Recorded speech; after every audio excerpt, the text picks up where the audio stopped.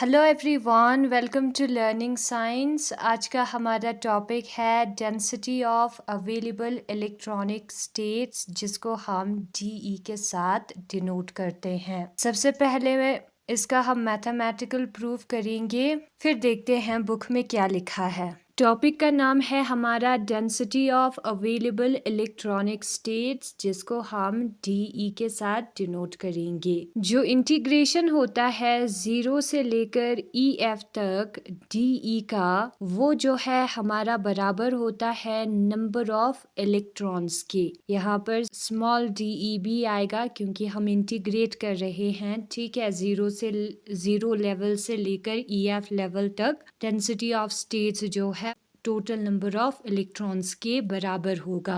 हमें पता है कि जो फर्मी एनर्जी है वो बराबर होता है h cross square divided by 2m, फिर ब्रैकेट के अंदर 3 pi square n whole power 2/3 के। अगर हम 2m और h क्रॉस का साइड चेंज करेंगे तो हमें मिलेगा 3 पाई स्क्वायर n का power 2:3 is equal to 2m EF h cross का स्क्वायर। ना हम क्या करेंगे, 3 पाई स्क्वायर का होल पावर 2:3 लिखेंगे और n का पावर 2:3 लिखेंगे, क्योंकि हमें n निकालना है, इसलिए हमने पावर को अलग लिखा है। n के पावर को, n का पावर 2:3 हम लिखेंगे। फिर उसके बाद हम क्या करेंगे, ये जो टर्म है उसको डिवाइड में लेकर जाएंगे तो हमें मिलेगा 1:3 पाई का स्क्वायर होल पावर 2:3। नाउ हम n के पावर में जो टर्म है उसका साइड चेंज करेंगे तो यहाँ पर हमें मिलेगा 2m EF divided by h cross square का होल पावर 3:2। ये जो है रेसिप्रोकल हो जाएगा, ठीक है, जब हम इसका साइड चेंज करेंगे। फिर यहाँ पर आएगा 1 divided by 3 pi square whole power 2:3 और ये पूरा टर्म का पावर होगा 3:2, क्योंकि साइड चेंज किया है हमने। तो जो n है हमारा वो इतना होगा। फिर उसके बाद हमें क्या करना है, फिर उसके बाद हमें जो है ये जो टर्म है उसको सेम लिखना है। 2m EF divided by h cross square whole power 3:2 को हमें यूं ही लिखना है। 1 का पावर 3:2 होगा यहाँ पर, ठीक है। 1 का पावर कुछ भी हो 1 ही आता है, ठीक है। और यहाँ पर 3 पाई स्क्वायर आएगा क्योंकि ये 2 और ये 2 कैंसिल, ये 3 और ये 3 कैंसिल हो जाएगा, बचेगा यहाँ पर सिर्फ 3 पाई स्क्वायर। तो n हमारा जो है वो इतना होता है। पहले हम 1/3 पाई स्क्वायर को लिखेंगे, फिर उसके बाद जो ब्रैकेट के अंदर टर्म है उसको हमें लिखना है होल पावर 3:2 बन जाएगा। तो n जो है हमारा इतना होगा। उसका वैल्यू हम ऊपर वाले इक्वेशन में पुट करेंगे। Integration from 0 to EF DE small de जो है वो हमारा बराबर होगा 1/3 पाई स्क्वायर। फिर ब्रैकेट के अंदर जो टर्म है उसे हमें लिखना है होल पावर 3:2 आएगा। नाउ हम EF का पावर 3:2 को अलग से लिखेंगे, ऐसे भी हम लिख सकते हैं, ठीक है। तो इतना आता है हमारा डेंसिटी ऑफ स्टेट 0 से लेकर EF तक। ना अगर हम दोनों साइड को डिफरेंशिएट करें तो हमें क्या मिलेगा, ये डिफरेंशिएशन और इंटीग्रेशन हो जाएगा cancel. With respect to EF हमें डिफरेंशिएट करना है, ठीक है। तो हमें मिलेगा DE स्मॉल de यहाँ पर नहीं लिखेंगे तो भी चलेगा। स्मॉल de एनर्जी के रेंज को रिप्रेजेंट कर रहा है, ठीक है। वो बराबर होगा 1/3 पाई square 2mh cross square whole power 3/2। EF का पावर 3/2 को हमें डिफरेंशिएट करना है विद रिस्पेक्ट टू EF, तो आएगा 3/2 EF उसके पावर में 3/2 -1, ठीक है। x पावर n है, उसको जब हम डिफरेंशिएट करेंगे तो nx पावर n-1 आएगा। 3/2 में से जब हम 1 निकालते हैं 2 1 2 3 -2 डिवाइडेड बाय 2 होगा। 3 में से 2 निकालेंगे 1/2 आएगा। तो उस वैल्यू को हम यहाँ पर लिखेंगे डी जो है वो हमारा बराबर होगा 1/3 पाई का square 2mh cross square whole power 3/2। फिर यहाँ पर 3/2 EF ये जो है हाफ के बराबर होता है, उसे हमें लिखना है। 3 और 3 हो जाएगा कैंसिल, बचेगा यहाँ पर 1/2 पाई स्क्वायर 2mh क्रॉस का स्क्वायर 3/2 फिर EF का पावर 1/2। अब EF के जगह पर आप E भी लिख सकते हो, ठीक है। फर्मी लेवल के जगह पर आप नॉर्मल एनर्जी लिख सकते हो, 0 से लेकर EF वाला एनर्जी होगा। अगर हम दूसरे वे में करें तो यहाँ पर सबसे पहले हमें N का वैल्यू निकालना है। N का वैल्यू कैसे निकालना है मैंने आपको बताया। N जो है वो हमारा बराबर आता है 1/3 पाई का स्क्वायर, ब्रैकेट के अंदर हमें लिखना है 2m/h cross square whole power 3/2 EF का पावर 3/2। फिर उसके बाद हमें दोनों साइड पर लॉन्ग लेना है, तो लॉन्ग ऑफ N जो है वो बराबर होगा लॉन्ग ऑफ ये पूरे टर्म के, ठीक है, किसके 1/3 पाई का square 2mh cross square whole power 3/2 EF का पावर 3/2। फिर यहाँ पर हमें क्या करना है, ये इनटू में है, ऐसे हमें कंसिडर करना है। तो लॉन्ग का दो term log A into B जो है वो लॉन्ग A प्लस बी के बराबर होता है। तो पहले वाले टर्म को हम लिखेंगे log of 1/3 pi square 2m/h cross square whole power 3/2। फिर यहाँ पर हम लॉन्ग EF का पावर 3/2 लिखेंगे। अब इसका कोई कांस्टेंट वैल्यू आएगा, ये कांस्टेंट टर्म है, ठीक है। और ये जो है हम इसको लिखेंगे प्लस लॉन्ग ऑफ EF का पावर 3/2, जिसको हम एक दूसरे वे में भी लिख सकते हैं। फिर उसके बाद हमें क्या करना है, डिफरेंशिएट करना है। Differentiate of long off N जो है वो 1/n होगा। फिर हमें N को डिफरेंशिएट करना होगा with respect to EF, constant का डिफरेंशिएशन 0।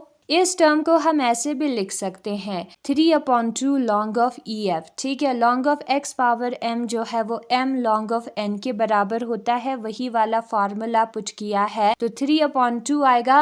लॉन्ग ऑफ EF का डिफरेंशिएशन होगा 1/EF और EF का डिफरेंशिएशन होगा 1, ठीक है। फिर उसके बाद हम इस n का साइड चेंज करेंगे, dN/dF जो है वो बराबर होगा 3/2 N/EF के। तो ये भी है हमारा DE का वैल्यू। एंड अगर हम ग्राफ प्लॉट करेंगे तो हमें जो है यहाँ पर y एक्सिस पर पुट करना है density of states, x axis पर पुट करना है एनर्जी, और मिलेगा हमें ये है हमारा मैक्सिमम एनर्जी EF। तो ऐसे इंक्रीज होगा पैराबोलिक फॉर्म में, ठीक है। इक्वेशन से हमें पता लग रहा है। तो ये होगा हमारा डेंसिटी ऑफ स्टेट्स का ग्राफ, ये ऐसे इंक्रीज होगा DE विद EF। वही सेम चीज बुक में भी दिया है, density of available electronic states DE। Now we are interested to find an expression for the number of allowed available states per unit volume in an energy range between E and E plus DE। अभी हम क्या निकालेंगे, expression निकालेंगे available states का, जो allowed states है उसका, levels है उसका, per unit volume energy range E और E प्लस DE में। डेंसिटी ऑफ स्टेट्स हमें कैसे मिलेगा, डेंसिटी ऑफ स्टेट्स हमें उस फैक्ट से मिलेगा कि जितने भी एनर्जी स्टेट्स है, लेवल्स है फर्मी के नीचे, वो सारे ऑक्यूपाइड होंगे, उसमें इलेक्ट्रॉन्स प्रेजेंट होंगे। तो जो टोटल नंबर ऑफ स्टेट्स है वो टोटल नंबर ऑफ इलेक्ट्रॉन्स के बराबर होगा। यहाँ पर भी पहले हमने डेंसिटी ऑफ स्टेट्स किया था free electron gas in 1 dimension में। डेंसिटी ऑफ स्टेट्स को क्वांटम स्टेट पर एनर्जी रेंज को हम डेंसिटी ऑफ स्टेट्स कहते थे, ठीक है। अब Dn जो है वो क्वांटम स्टेट्स है, हर क्वांटम स्टेट्स में 2 इलेक्ट्रॉन्स होता है, तो density of states actually double हमें मिलता था। तो यहाँ पर number of electrons, total number of electrons जो है वो हमें डेंसिटी ऑफ स्टेट दे देगा। DE का तो हमने साइड चेंज कर दिया इंटीग्रेट करके। N का वैल्यू हमें फर्मी जो एनर्जी हमने पहले वाले वीडियो में निकाला था उसको पुट करके उसमें से N का वैल्यू निकालना है और N को इस वाले इक्वेशन में पुट करना है। इन्फिनाइट इंटीग्रल के लिए क्या होगा, ये जो टर्म है वो इतना आ जाएगा। आप डिफरेंशिएट कर लेना दोनों साइड को, आंसर आपको मिल जाएगा। और इस एक्सप्रेशन के मुताबिक जो डी ई है वो ई के साथ पैराबोलिक फॉर्म में चेंज हो रहा है, जो कि फिगर में यहाँ पर दिखाया है। इसको हम पैराबोला कहेंगे, ठीक है। और यहाँ पर दूसरा वे भी दिया है, जो n का वैल्यू है उसके दोनों साइड पे हमें लॉन्ग पुट करना है, लॉगरिथम, नेचुरल लॉगरिथम लॉन्ग। फिर उसके बाद हमें उसको डिफरेंशिएट करना है, long off n 1/n dn/def आएगा। और इसको डिफरेंशिएट करेंगे तो 3:2 को तो यूं ही लिखना होगा, 1/EF आएगा। Differentiation of EF with respect to EF 1 होगा। और ये जो है हमारा DEF है, जो कि बराबर होगा हमारा 3n डिवाइडेड बाय 2EF के। n का साइड चेंज किया है, ठीक है। तो यहाँ पर हमें पता चला कि जो नंबर ऑफ स्टेट्स है पर यूनिट एनर्जी रेंज में पर यूनिट वॉल्यूम, इसमें वॉल्यूम भी आता है, ठीक है। हमने पहले किया था एट द फर्मी एनर्जी पे वो कितना होता है, total number of conduction electrons divided by Fermi energy के बराबर होता है। फिर उसके बाद अगला टॉपिक है हमारा डेंसिटी ऑफ फील्ड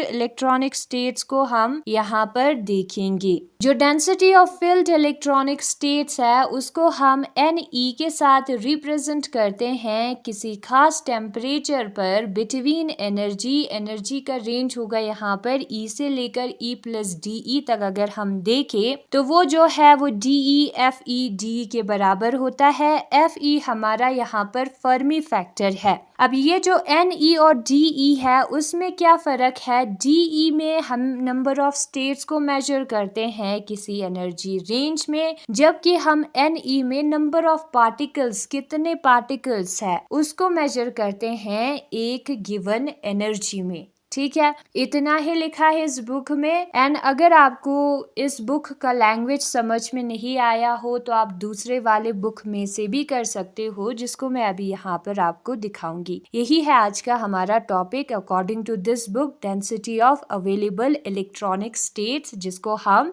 DE के साथ डिनोट करते हैं। यहाँ पर लिखा है डेंसिटी ऑफ स्टेट्स हम किसे कहते हैं, total number of available electronic energy states और orbitals per unit energy range is known as density states. कितने इलेक्ट्रॉनिक स्टेट्स है, इलेक्ट्रॉन के लेवल्स है, ठीक है, डिवाइडेड बाय एनर्जी का रेंज, जिस एनर्जी के इंटरवल में हम देख रहे हैं उसी को हम डेंसिटी ऑफ स्टेट्स कहते हैं। dN/dE को हम डेंसिटी ऑफ स्टेट्स कहते हैं, जिसको हम डिनोट करते हैं कैपिटल DE के साथ। फर्मी एनर्जी जो है वो इतना होता है, यहाँ पर N डिवाइडेड बाय V दिया है, आप ऑब्जर्व कर सकते हो। N डिवाइडेड बाय V मतलब कि यहाँ पर जो N है वो है हमारा नंबर ऑफ इलेक्ट्रॉन्स। पहले जो हमने बुक में किया था उसमें n जो है number of electrons per unit volume, वो डेंसिटी है, ठीक है। यहाँ पर ये नंबर ऑफ इलेक्ट्रॉन्स है, पहले नंबर डेंसिटी था, इसलिए हमने डिवाइडेड बाय वॉल्यूम नहीं लिखा। इस इक्वेशन में से हमें n का पावर 2:3 मिल जाएगा, इसको आगे पीछे करना है और इसी में से हमें n मिल जाएगा। As all the orbitals below Fermi level are filled, जितने भी ऑर्बिटल्स फर्मी लेवल के नीचे है वो सारे फिल्ड होते हैं। As a general case we have for the value of E smaller than EF, तो n जो है वो नंबर ऑफ इलेक्ट्रॉन्स बता रहा है फर्मी लेवल में। फर्मी लेवल n को हम E1 मानते हैं तो फर्मी लेवल फिल होगा, फर्मी लेवल के नीचे वाले लेवल्स भी फिल होते हैं, तो ये जनरली नंबर ऑफ इलेक्ट्रॉन्स हमें दे देगा उसके नीचे वाले लेवल्स के लिए भी, क्योंकि सारे में same he number of electrons होंगे, E1 2, ठीक है। E जो है वो हमारा हाईएस्ट फील्ड लेवल एनर्जी है। यहाँ पर E क्या है, सबसे हाईएस्ट फील्ड लेवल है एनर्जी का, EF से नीचे है, लेकिन या फर्मी लेवल ही है, ठीक है, where E refers to the highest fill level energy.